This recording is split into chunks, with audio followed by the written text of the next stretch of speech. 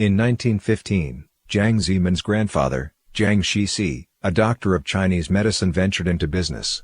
Jiang Shixi had 7 children. The eldest child, Jiang Shijun, was Jiang Zemin's father. Jiang Zemin has an older sister, Jiang Zifen, and a younger sister, Jiang Zinan, and a younger brother, Jiang Ziquan. In 1940, Wang Jingwei set up the puppet Japanese government in Nanjing. He was in need of much manpower, and a range of talents, from ministers to clerks.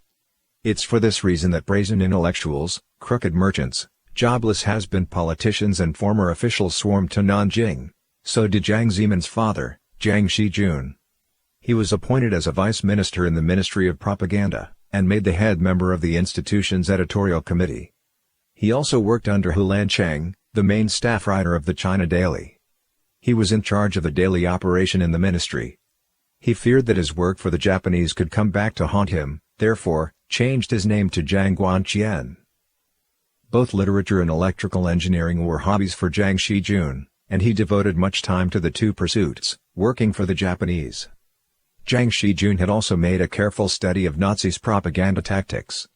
He single-handedly organized a so-called exhibition of military successes, in the Pacific region of the Great Crusade of East Asia, in which he applied the propaganda techniques he had learned, and his knowledge of electrical engineering, so as to depict, fully with sound and light effects, air and naval warfare, between the US and Japan, suggesting the Japanese Army's Bushido spirit, and symbolizing the permanent military power the Army enjoyed.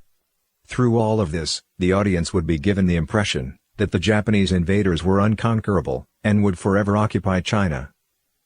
Jiang Shijun used to make an annual show of cultural patronage by holding a grand ceremony in honor of Confucius.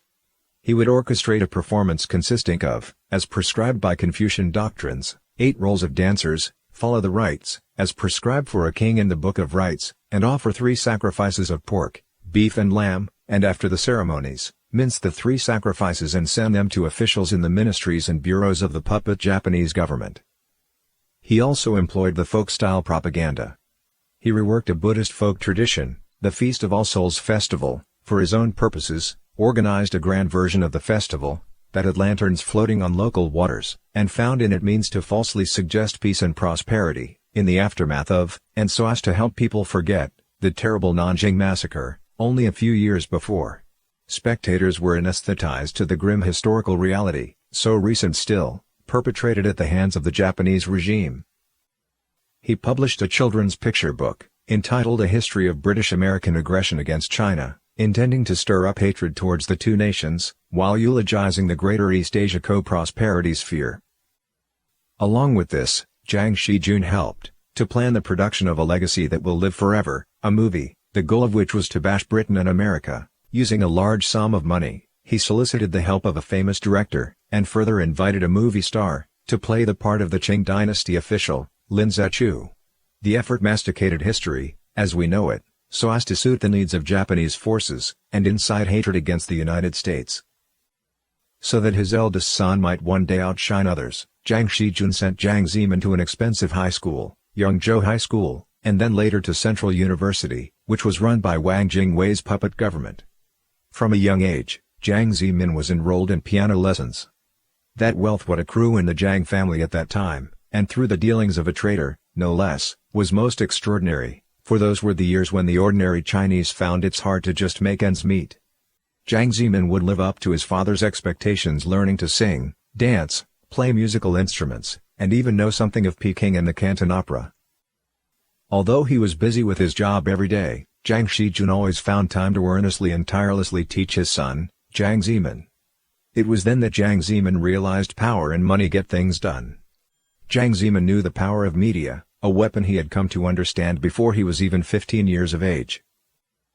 Jiang Zemin has long been fond of the lashes scenery, in the life of opulence, alongside the Qinhuai River. The invading Japanese army, for political purposes, made celebrity of a Japanese actress Li Xianglan, known as the Imperial Flower. Jiang Zemin has always had trouble keeping pretty ladies off his mind, with Li Xianglan being no exception. The combination of his father's influence, and the propaganda tactics gleaned from the CCP, made Jiang Zemin an even more skilled propagandist than his father. And the money the son spent on propaganda was of course far greater. The deceit of his father hardly compares with that of Jiang Zemin, be it in scope or depth.